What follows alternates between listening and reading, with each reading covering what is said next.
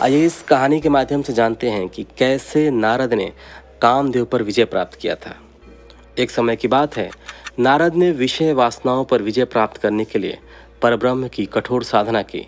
वे हिमालय पर्वत के एक निर्जन स्थान में जाकर समाधिस्थ हो गए और परब्रह्म की आराधना करने लगे। उनको इस प्रकार कठोर साधना करते देख देवराज इंद्र भयभीत हो गए। उन्होंने इस विषय में देवगुरु बृहस्पति से परामर्श करने का विचार किया। वे आचार्य बृहस्पति के पास पहुँचे और उनसे कहा, आचार्य, नारद हिमालय पर्वत पर बड़ी कठिन साधना कर रहे हैं। मेरी समझ में यह नहीं आ रहा कि वे इतना कठोर तप किस उद्देश्य के लिए कर रहे हैं। देवगुरु बृहस्पति बोले, इंद्र, संभव है नारद के मन में तुम्हारे सिंहासन को प्राप्त करने की लालसा पैदा हो गई हो, शायद इसलिए वे इतनी कठोर साधना कर रहे हैं। देवगुरु की बात सुनकर इंद्र और भी भयभीत हो गए।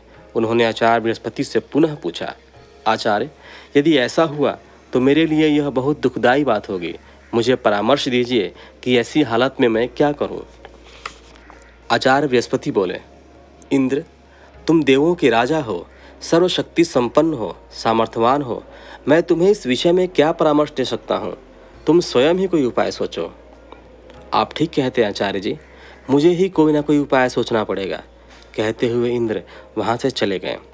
अपने महल में पहुंचकर उन्होंने कामदेव को बुलवाया और उनसे कहा, कामदेव, नारद हिमालय पर्वत पर एक निर्जन स्थान में बैठे कठोर तपस्या कर रहे हैं। मैं चाहता हूं कि तुम उनके पास जाओ और अपनी मायावी शक्ति द्वारा जैसे भी हो उनकी तपस्या भंग कर दो। जैसी आपकी आज्ञा, कामदेव ने कहा और तत्काल उस स्थान को चल पड़ा जहां नारद तपस्या कर रहे थे। वहां पहुंचकर कामदेव ने अपनी मायावी शक्ति का जाल बिछाया।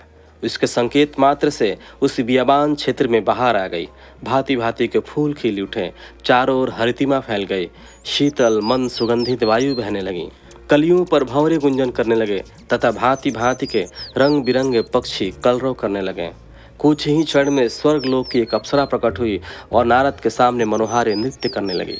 उसके घुंघरुओं की मधुर ध्वनि वातावरण में गूंजने लगी।